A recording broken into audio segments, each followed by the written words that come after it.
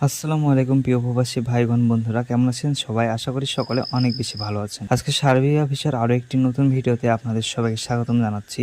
আজকের ভিডিওটি অত্যন্ত গুরুত্বপূর্ণ হবে, কারণ আজকের ভিডিওতে আমরা আলোচনা করব সার্বিয়া যেতে কত টাকা লাগে, ভিসা ইস্যুর খরচ কত, সার্বিয়া ভিসা ইস্যু হতে কতদিন সময় লাগে এবং সার্বিয়া যে আপনি কি কি কাজ করতে পারবেন এবং আপনার বেতন কত আসতে পারে। তো বেশি কথা না বাড়িয়ে চলুন শুরু করা যাক আজকের ভিডিওটি। ভিডিওর প্রথমে আমরা কথা বলি সার্বিয়া ওয়ার্ক পারমিট ভিসার আবেদনের ফি নিয়ে। আপনি যদি সার্বিয়া ওয়ার্ক পারমিট ভিসার জন্য আবেদন করতে চান, আপনার 140 থেকে 150 ইউরো ফি লাগবে।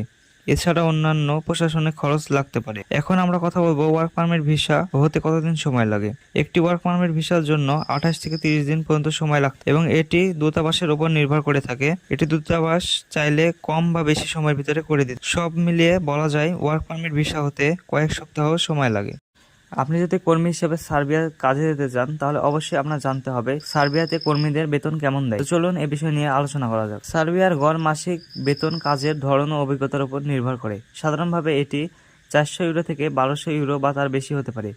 কিছু বিশেষ ক্ষেত্রে যেমন আইটি সেক্টরে বেতন 1500 ইউরো থেকে 3000 ইউরো পর্যন্ত হতে পারে। নির্মাণ শ্রমিকদের বেতন বছরে 6000 ইউরো থেকে শুরু করে 8500 এর মধ্যে হতে পারে। ট্রাক ড্রাইভারের মাসিক আয় হয় প্রায় 1000 ইউরো।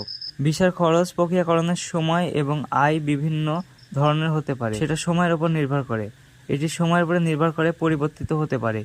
তো এটাই 2025 সালের মে মাসের লাস্ট আপডেট। তো আমার ভিডিওটি যদি আপনার ভালো লেগে থাকে, তাহলে আমার চ্যানেলটিকে অবশ্যই সাবস্ক্রাইব করে পাশে থাকা বেল আইকনটি অলে প্রেস করে দিবেন। ততক্ষণ সবাই ভালো থাকবেন, সুস্থ থাকবেন। আল্লাহ হাফেজ।